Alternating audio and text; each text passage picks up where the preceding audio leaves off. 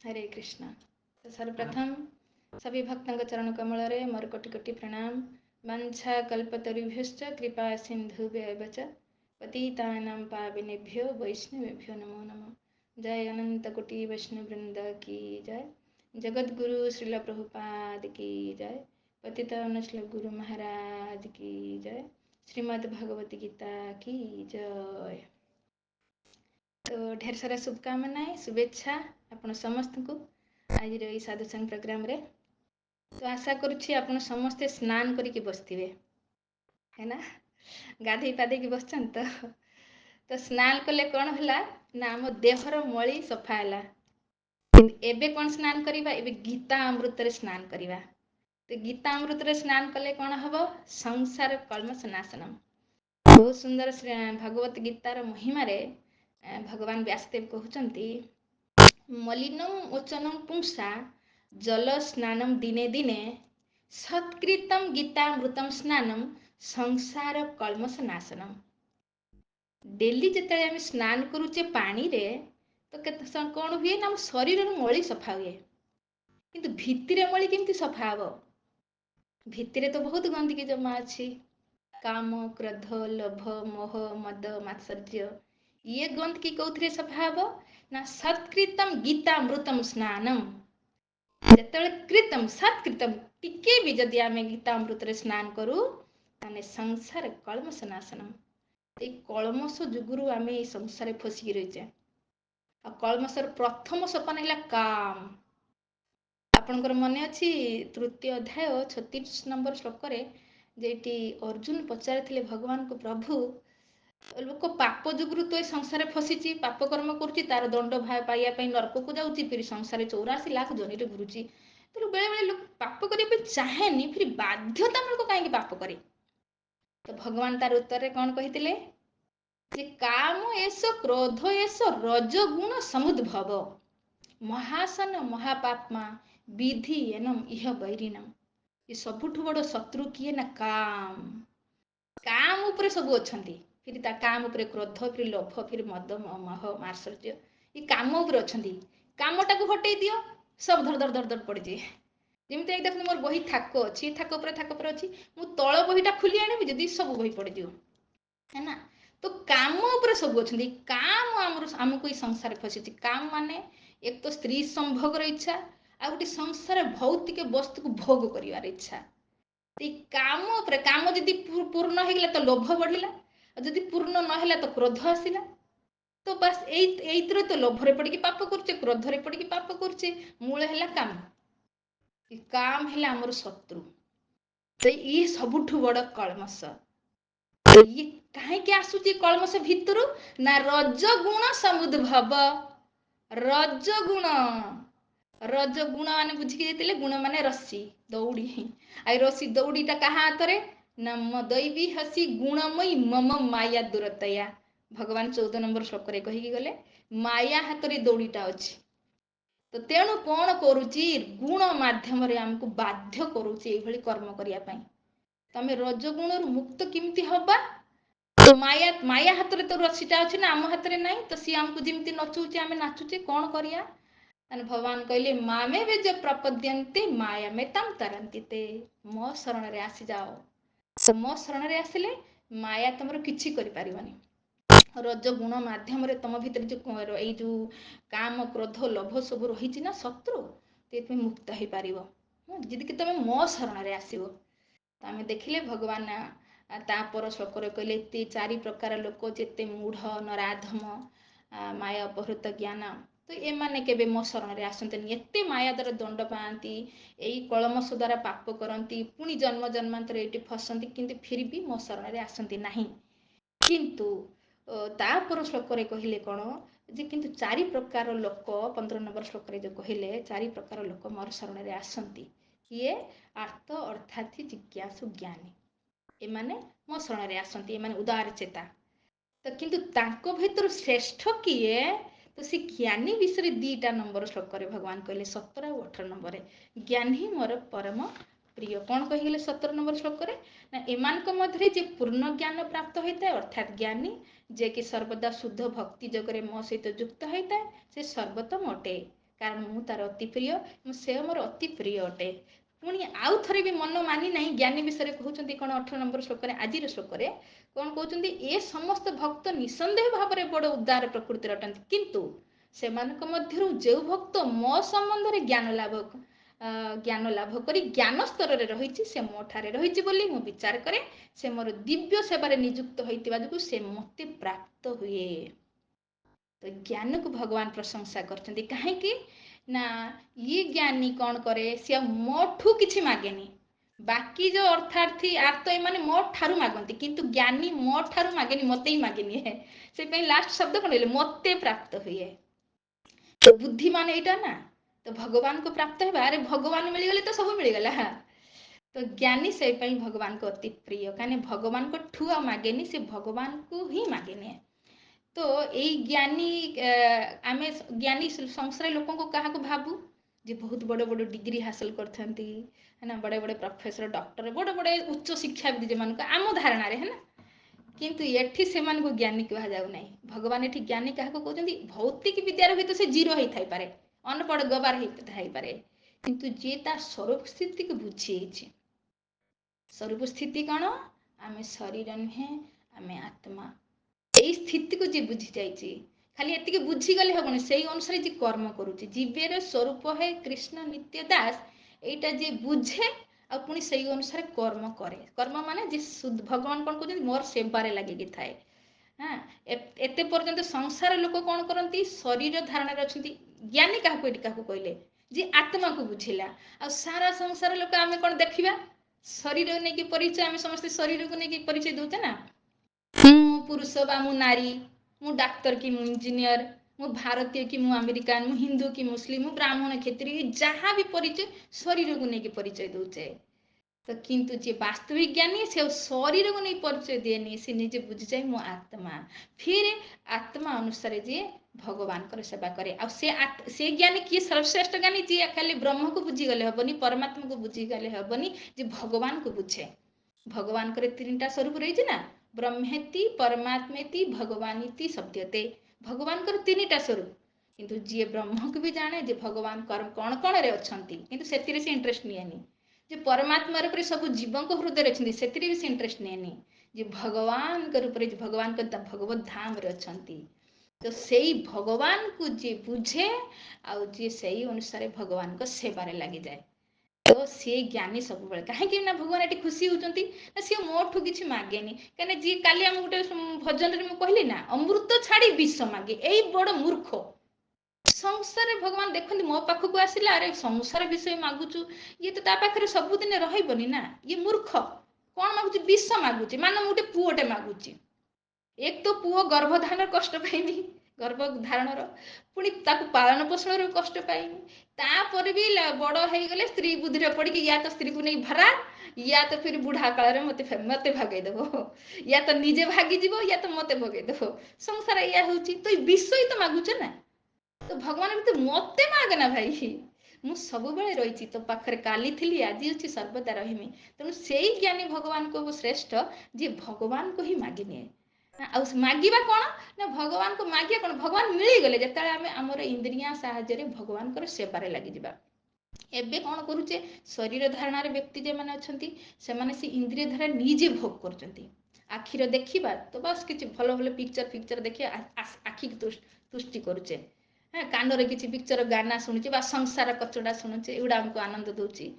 तो जिते पर्यंत ये सब को बंद करके इंद्रिया जो देइछंती, ऋषिकेण ऋषिकेश सेवनम भक्ति रुच्यते। तो जिते बळे आमे एई इंद्रिया साहाय्य फिर भगवान का सेवारे लगी जावा। आखिर तो देखा कि भगवान को दर्शन करवा, कान शुणा तो भगवान के विषय शुणा, जीभरे किसी कहवा तो भगवान के विषय कहवा, किसी खाइबा तो भगवान को प्रसाद पाइबा, किसी करुचे तो भगवान को सेवा करवा। तो ये सारा इंद्रिया जिते भगवान को सेवारे लगी जाए, निजपाई से निजर कौन स्वार्थ न थाए।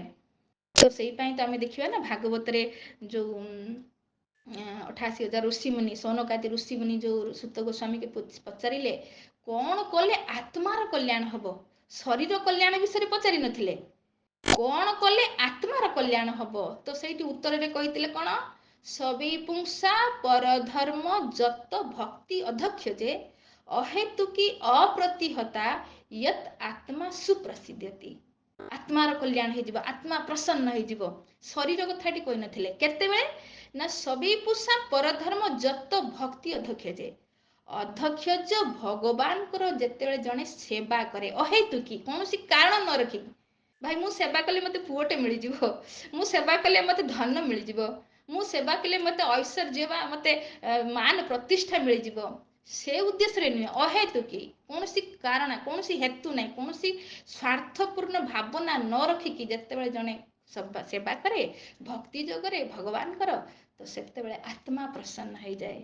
କାହିଁକିନା ଆଜି ଆତ୍ମା ଦୁଃଖୀ, ଆମେ ଶରୀରକୁ ପରିଚୟ ଦଉଛେ, ତେଣୁ ଶରୀର କେମିତି ସୁଖୀ ରହିବ ସେ ପାଇଁ ଦିନ ରାତି ଚେଷ୍ଟା। ସକାଳୁ ଉଠିଲେ ଖାଇବା, ଫିର ଦ୍ୱିପହରେ ଖାଇବା, ଫିର ରାତି ହେଲେ ଖାଇବା, ବା କାହାକୁ ଦଉଛେ ଖାଦ୍ୟ ନା ଶରୀରକୁ। କିନ୍ତୁ ଆତ୍ମା କେତେବେଳେ ପ୍ରସନ୍ନ ହବ ନା ଆତ୍ମା ତ ଭଗବାନଙ୍କ ସହିତ ଯୋଡ଼ିବ, ଭଗବାନଙ୍କ ସେବାରେ ଲାଗିବ, ସେତେବେଳେ ସିନା ଆତ୍ମା ପ୍ରସନ୍ନ ହବ।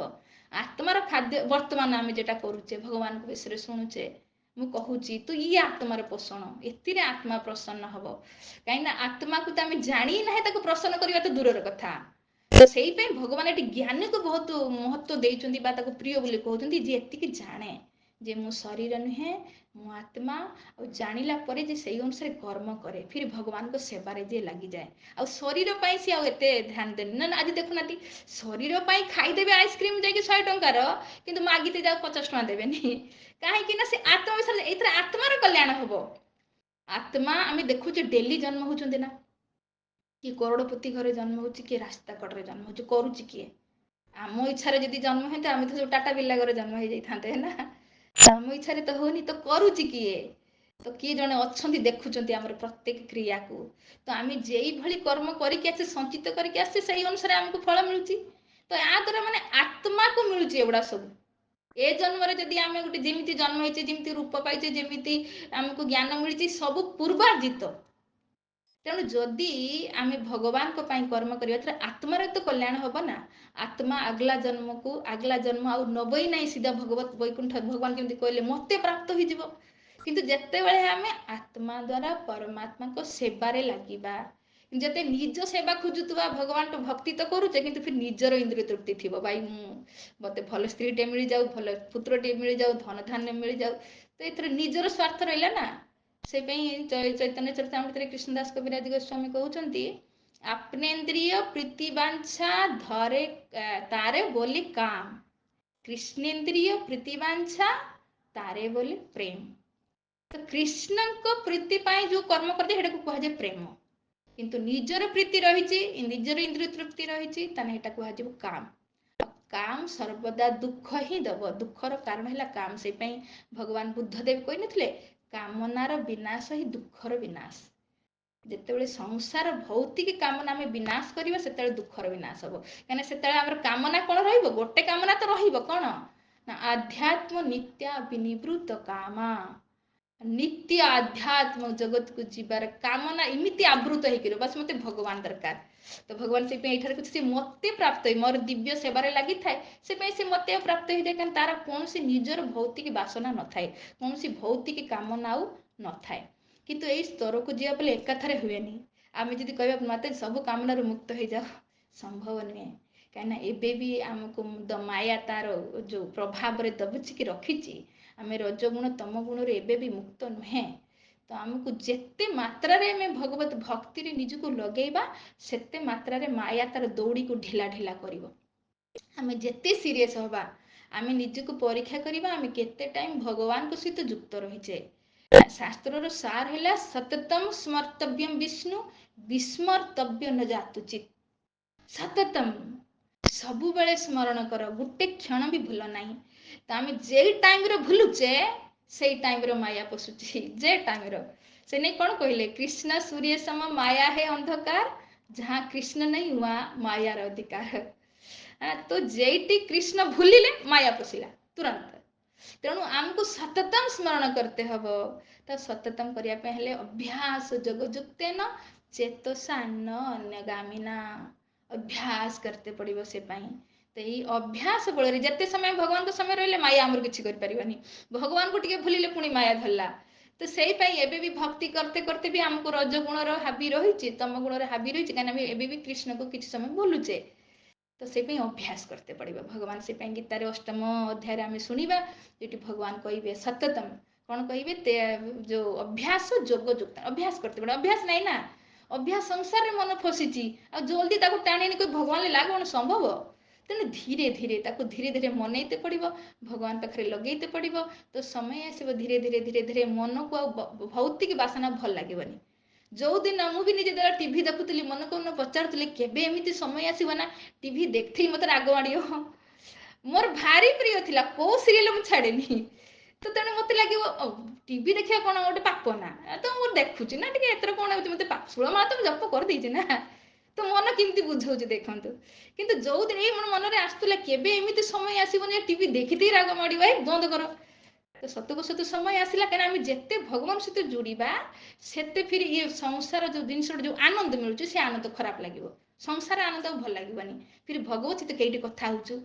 हाँ कई नाम हो तो ये सहीटा को आनंद खोज कई गोटे साधु संग मिल जाए भगवान विषय कहवा ये आनंद मिल तो जिते बड़े यही मानने अनुभूति आसो फिर धीरे धीरे माया तार जो दौड़ी धरी ना बांधिकी तो धीरे धीरे ढिला कर तो ये हम संभव निश्चय हम जो आम साधु संगे रहा बार बार भगवान विषय शुणा हृदबोध करवा संसार केते दुखमय हाँ तो ये आमको जीवार अच्छी भगवान पाखक जीवार अच्छी तेणु भगवान ये ज्ञान को प्रशंसा कर प्रिय भी कहते तेणु मत ज्ञानी हबार अच्छी ज्ञानी माने संसार ज्ञानी नुहे भगवत ज्ञानी जे मु शरीर नुहे मो आत्मा मु भगवान कर भगवान मोर तांकोठू बिछिड़ी मो संसार फसीची आ माया को जाबुड़ी धरी तेणु मत भी भगवान दरकार तेणु जिते आम से भावना नहीं कि भक्ति लगे ये सब करदेव किए करदेव कि आपड़ कि करना नहीं आप खाली नाम करूँ आपण को किसी करार नहीं जे मत माया को काढ़ार अच्छी रजगुण मुक्त कि ना आपण नाम करूँ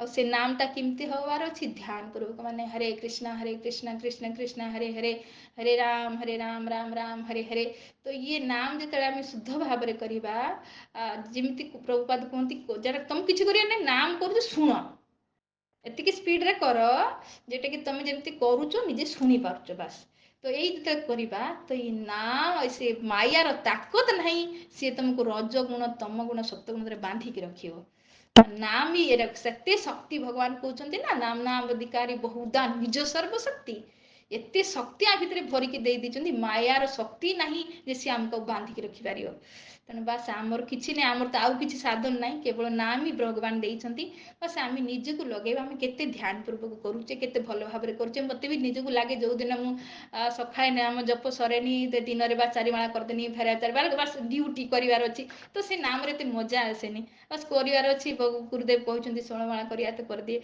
कि सकाଳେ जो जो दिन सरी जाए सुंदर भाव में जप हुए लगे सप्ताह आज मुझे गोटे किसी कली तो यही नाम फिर आमको सुरक्षा देव माया कबलू भगवान नाम रूप में अच्छा तो ठीक अच्छे समय भी हो गला बकर बकर करते करते पलि जाए ध्यान देखिपारे क्षमा करेंगे तो जदि किसी भूल त्रुटि थाए क्षमा करदे जदि कहार किसी प्रश्न थाए पचारि पारे हरे कृष्ण।